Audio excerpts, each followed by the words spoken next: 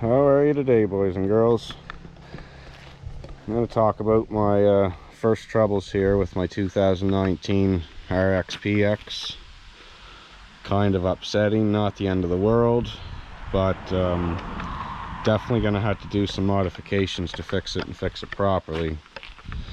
So, what we have happening is when I'm on the water and I hit hard waves, is this trim piece is blowing right off. And what it does is it pops off and the back stays in and it bows out off the machine like this. And now I've only got 50 hours on this machine. I bought it used, so I believe the previous owner had troubles, because you can see where he was at it here. But what goes on is you have this bumper skin that sits over that, and you got a fastener bolt that goes through it. And when this pulls off the machine on the water, that fastener bolt chews away at the plastic till you're all the way at the back, as you can see here. They never had troubles with this side, but now I'm having troubles with this side. I had troubles with both sides actually. And if you look here, it's kind of hard to see, but it's a bad design. Here you can see it, because what you have is there's a sleeve on the inside of this strip that actually doesn't let it clip on tightly against the machine here. So literally all you have holding it is this little bottom lip. And if you're a hard driver, drive like I do, once you jump this thing a few times, these blow right off here in the front corner where all the water hits. And then this flexes off the machine like so. And if you don't immediately come to shore, you only drive around a few minutes.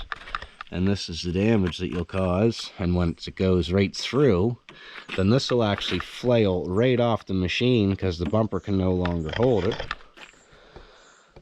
And yeah, it's probably the worst thing and only bad thing I have to say about this machine since I bought it. So what I'm gonna do, I guess I already have this one off, don't I?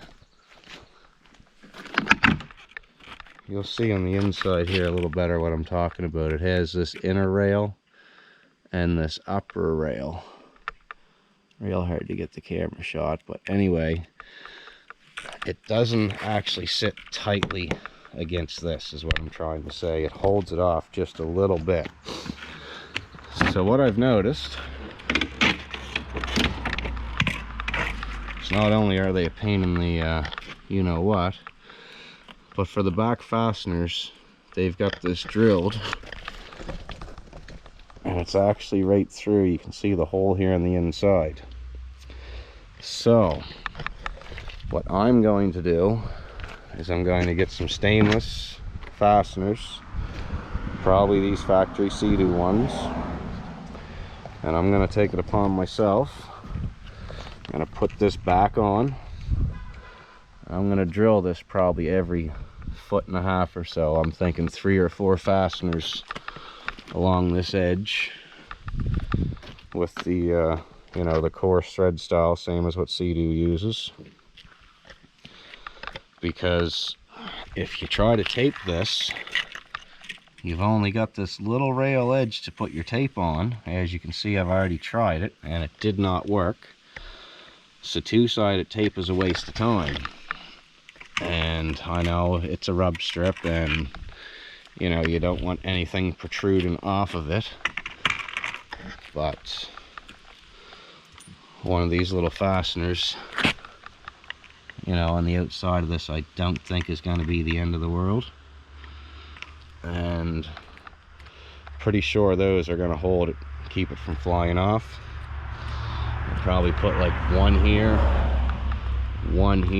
and then these I might do 2, or I might even do 3, because the front seems to take more of the thrust.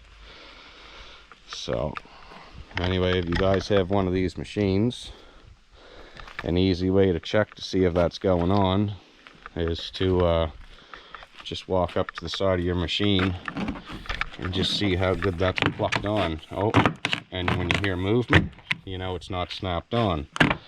So if you have that happening, you've already started the process of what I'm going through. So like I said, there's already a fastener through the bumper there. You know, they got it indented so you don't rub against it, but I don't think one of them will cut you if it's sticking through the side. And again, if you have one of these machines and you plan on driving it, that's going to drive you nuts, because I've been at the lake now like 5-6 times, and every effing time I blow those off. Last time I actually took the gun right with me, and once they blew off, I just pulled it in and took them off and threw them on back of the truck because of just aggravation. I don't know why Sea-Doo did this on these machines, because Old Faithful back here, the old 185 supercharged non-intercooled GTX, they didn't do none of that foolishness on this. This has like an actual thick fat strip that I think you'd really have to try to pull that off of there, and it's never fell off, and that thing's like, you know, getting on 20 years old. So even though this looks cool and crazy in the front end, this is absolutely useless. Not a good design, not very smart.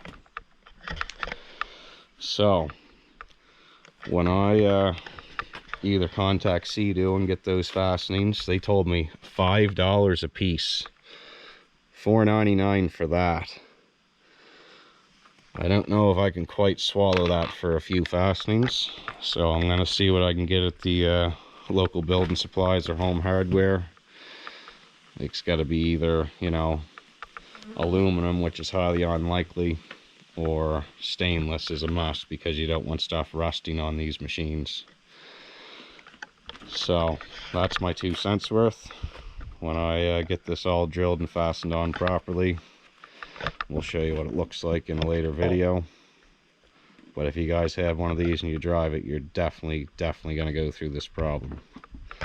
So beware. Thanks for watching. Please subscribe.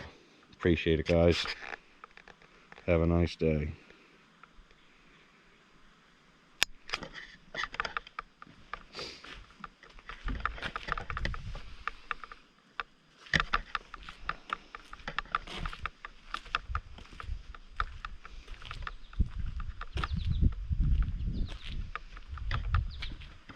You'll also see it does a little bit of damage when they blow off sometimes. So if I bought one of these new, if it has these, first thing I'd be doing is fastening them on way better than what they are.